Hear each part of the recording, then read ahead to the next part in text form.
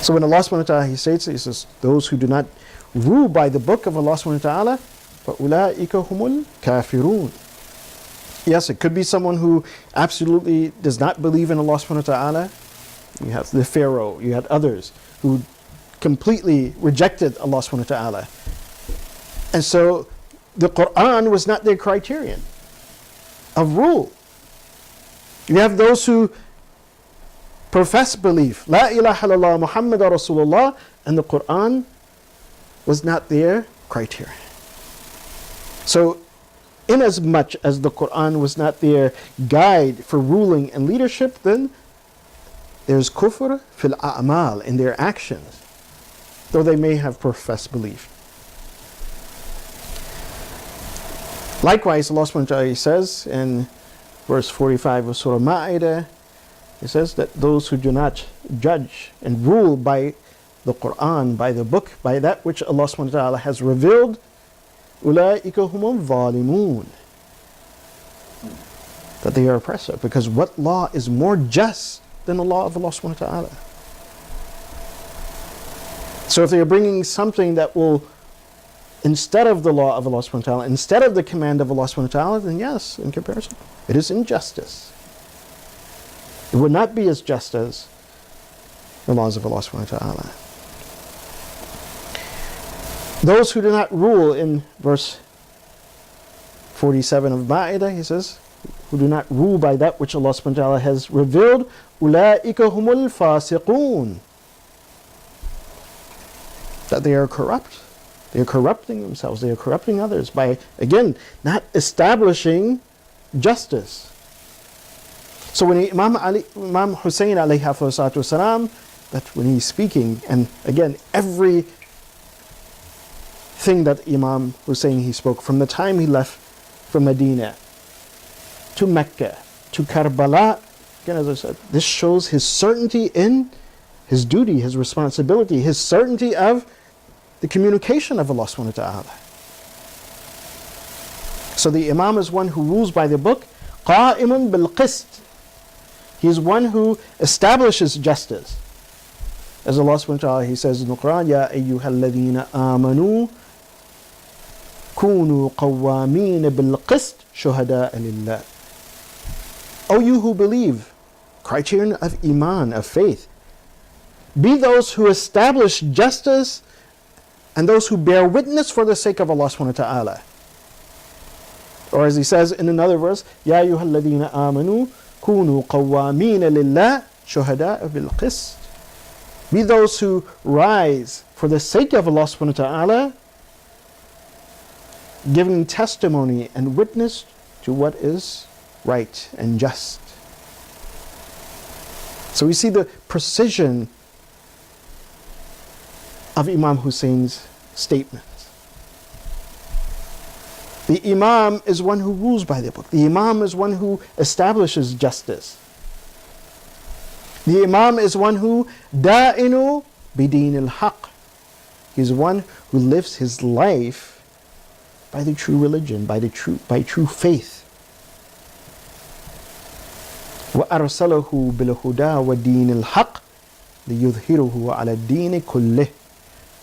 As Allah subhanahu wa ta'ala, He states about His Prophet that He sent him with guidance and the religion of truth, the true way of life that will trump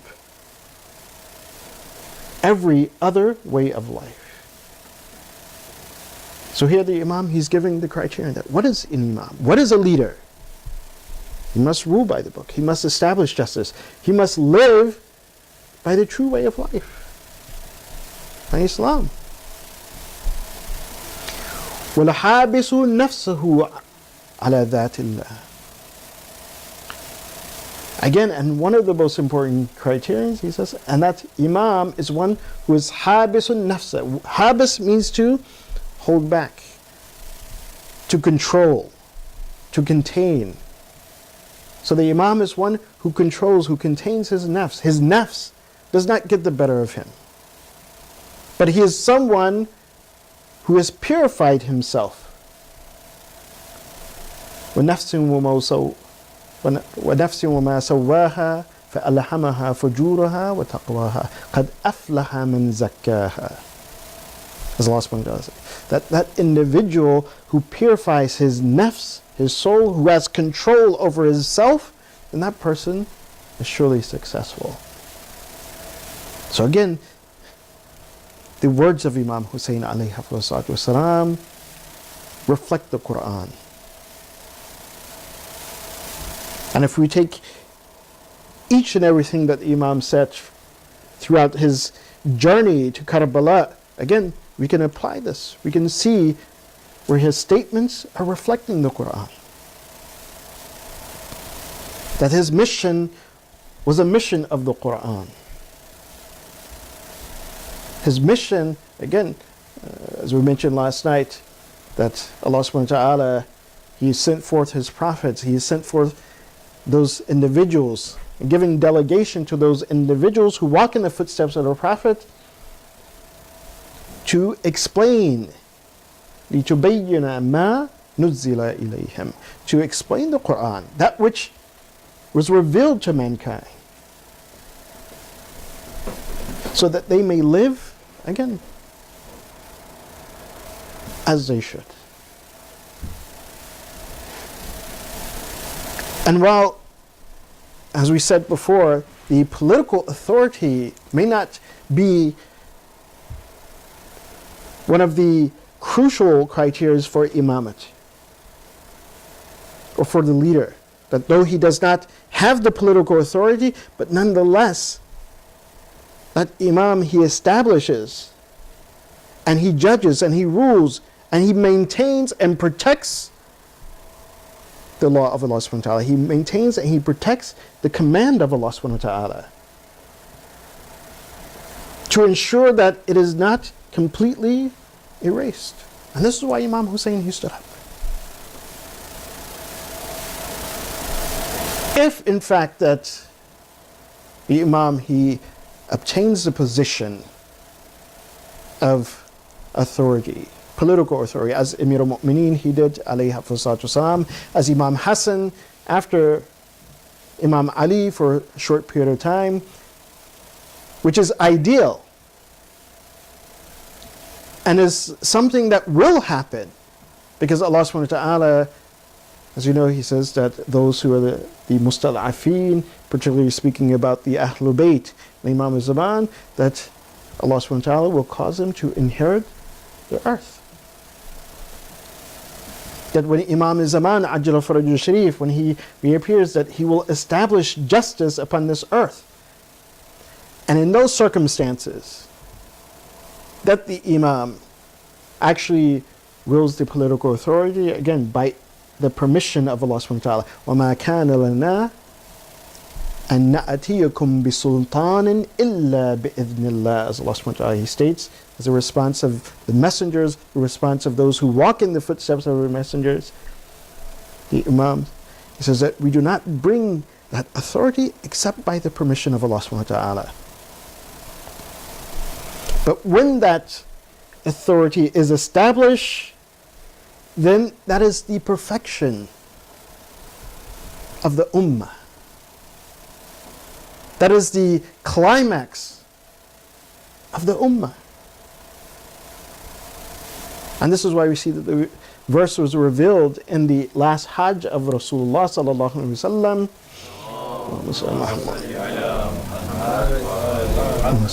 And inshallah, if we recite salawat, raise our voices with Salli ala Muhammad wa ala Muhammad. Allahumma salli ala Muhammad wa ala Muhammad wa ala Muhammad. That in that last Hajj, that final Hajj, the verse that is stated that was revealed to the Prophet when he was supposed to announce the leadership of Imam Ali alayhi salatu wasalam.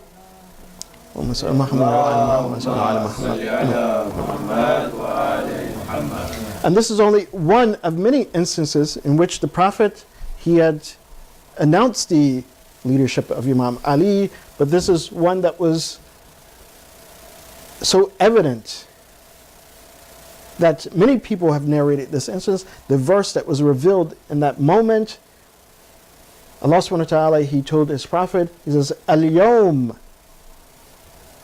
that al-yawm, that on this day, this is the day that those who disbelieve, they have become weary of your religion. They have become weary. They have become worried about, again, the success of the ummah.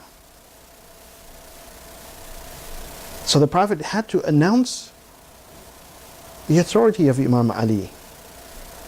It is the day in which Allah subhanahu wa ta'ala says, Al-yawm akmaltu lakum deenakum wa atmamtu alaykum ni'mati. So it is a day in which Allah subhanahu wa ta'ala, He has completed, He has taken the way of life of Rasulullah, that which Rasulullah was to reveal to the ummah, the way of life of Islam. He says He has made it complete. He has brought it to its perfection. Al-yawm akmaltu lakum deenakum. But that perfection was in, again, following the authority after Rasulullah. Wa atmamtu alaykum ni'mati, and I have completed my blessing upon you. But again, that blessing was in following the proper leadership after Rasulullah.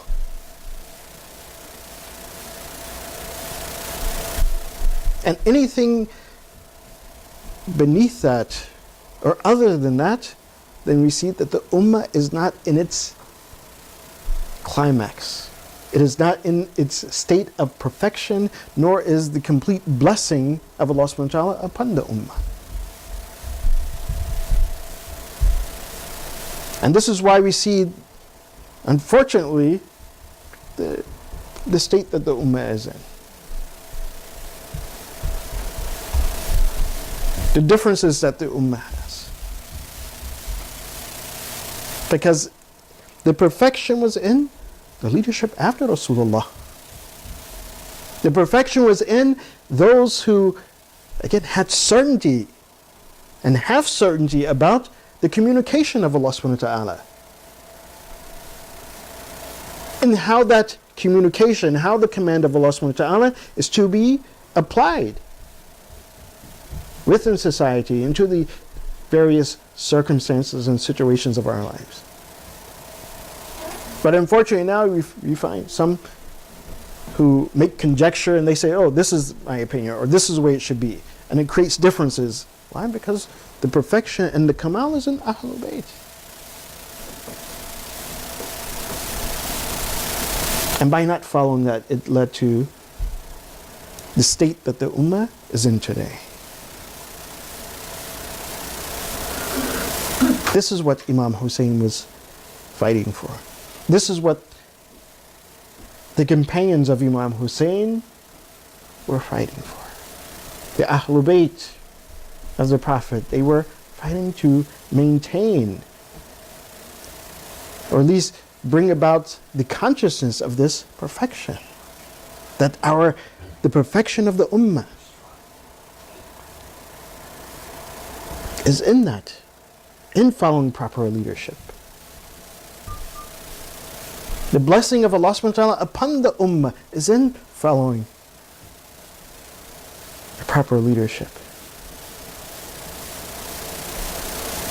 And this is something that we see that all of the individuals who stood with the Imam Hussein, they knew and they realized. One of the best examples, or very interesting examples of this, is in the companion of Imam Hussein by the name of Burayd ibn Khudayr. That he realizes, and we see it in his battle and when he came out to fight. Burayd ibn Khudayr, he was known as one of the Qurra, one of the reciters of Quran. He was a teacher of the Quran. And he stood to protect the family of Rasulullah. When he came out upon the battlefield, one individual by the name of Yazid ibn Ma'aqal, who knew Burayd, knew that he was one who recited the Quran. He would sit in the masjid and he would teach people the Quran. When he saw Burayd, he came out into the battlefield again to confront him, to fight with him. And so Yazid ibn Ma'qal, he asks Burayd, he says, Atara Allah sana'a bik? He says, you see what Allah subhanahu wa ta'ala has done to you today? Meaning that Burayd was standing in the army of Imam Hussein. One that, again, logistically, you will see that, yes, that his army will be defeated. Because Yazid's army was in the thousands, and Imam Hussein's army was small in number. So Yazid ibn Ma'qal, he says, have you seen what Allah has done to you? And Burayd, he responded, he says, Allah wallah sana'a biyya khayran wallah sana'a bika sharran. That I swear by Allah that Allah has been fair with me, He has been good to me. He says, this is greatness, it is an honor. But for you, you have moved forth towards evil, towards wrong. He said that Yazid ibn Ma'qal, he became angry. He says, you are someone that never lies, but today you are lying. So again, this Burayd, his response, when we look at his response, again, we know that this is an individual who is someone who took the advice of Ahlul Bayt alayhim afdalus wasalam, someone who understood the Quran, someone who, again, the Quran became a part of him. So he says that if you're making this claim, he says, فَأُبَاهِلُكَ الْيَوْمِ. Subhanallah, that in Karbala, on the day of Ashura, in the midst of a battle, so he says, Ubahiluka, that we will perform mubahila. This is another time that mubahila has taken place. He says, we will perform mubahila. That if you claim that I'm lying, that I've never lied, and today, as Yazid ibn Ma'qal, he says, Anta kadhab. He says, you're lying, and you've never lied, but today you're lying. That Allah subhanahu wa ta'ala has placed you in a good place, and He has placed me in the wrong place. So Burayd says, come, let's do mubahila. And we ask Allah subhanahu wa ta'ala to make the one who is truthful from among us victorious. And the one who is not truthful, that he will be slain. So it's reported that Burayd ibn Khudayr and Yazid ibn Ma'qal, they came out and they began to fight. Yazid ibn Ma'qal, he strung his sword, he struck Burayd on his shoulder, just scratching his skin. But then Burayd, he slayed Yazid ibn Ma'qal. After this, one individual by the name of Radi ibn Manqad al-Abadi, he came out to confront Burayd when he saw what happened. So he came, and Burayd, he engaged with him. And when he engaged with him, Burayd also, he had put him down. And as Radi ibn Manqad, he was lying upon the ground, he called out for help, and another individual came out to confront Burayd, and he had pierced Burayd with a spear. They said the spear had gone through Burayd, martyring Burayd. That individual who had martyred Burayd, his name was Ka'b ibn Jabir. Again, look how truth, it emanates. That Burayd, he had challenged anyone that if I am wrong, then that individual will be slain, and Allah subhanahu wa ta'ala will curse that individual. This is what mubahala is. Mubahala means that Allah subhanahu wa ta'ala curses the one who is lying about it. So Ka'b ibn Jabir, he had slain and he had killed Burayd. But it stated when Ka'b ibn Jabir, when he returned back to his home in Kufa, when he returned back, the wife and the sister of Ka'b ibn Jabir, they heard what happened, that he killed this individual. He killed Burayd, who was a qari, who was a teacher. He was a teacher of Quran in Kufa. So his wife and his sister told Ka'b, Ya Ka'b, Ya Ka'b, Anta ala bin Fatima, that today that you have helped stand against the son of Fatima, that because of your actions the son of Fatima was slain. وَقَتَلْتَ سَيِّدَ الْقُرَّى, and you have killed and you have slain one of the masters of Quran. This is وَفَعَلْتَ عَظِيمًا, that you've done something so grave that this cannot be forgiven. وَلَا أُكَلِّمُكَ بَعْدَ هَذَا الْيَوْمِ. They refused to speak to Ka'b ibn Jabir after this time. He tried to make a defense for himself. He says, yes, he admitted to killing Burayd. He said, but when it came time that the son of Fatima Zahra, when he stood alone, he says, yes, I had a spear, I had a sword. He says, but I did not go forth. This was not enough in his defense, because his actions led to the martyrdom of Hussein ibn Ali. His actions led to the martyrdom of Imam Hussein, because he was one who killed one of the companions of Imam Hussein.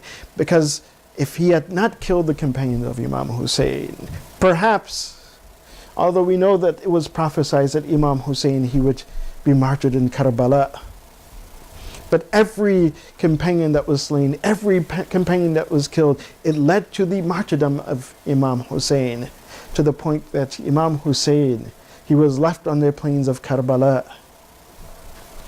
outnumbered 1,000 to 1, standing in the burning plains of Karbala, thirsty. And even when he called out, هَلْ مِن نَاصِرٍ يَنْصُرُنَا, that is there anyone to help us? Is there anyone who will come to the aid of the family of Rasulullah? There was no one to respond. All his companions had been killed. His companions like Muslim ibn Awsaja, Habib ibn Madahir, Joan, Burayd ibn Khudayr, they had all been slain. All of his family, Ali al-Akbar, Abbas, Muhammad, Aoun, they had all been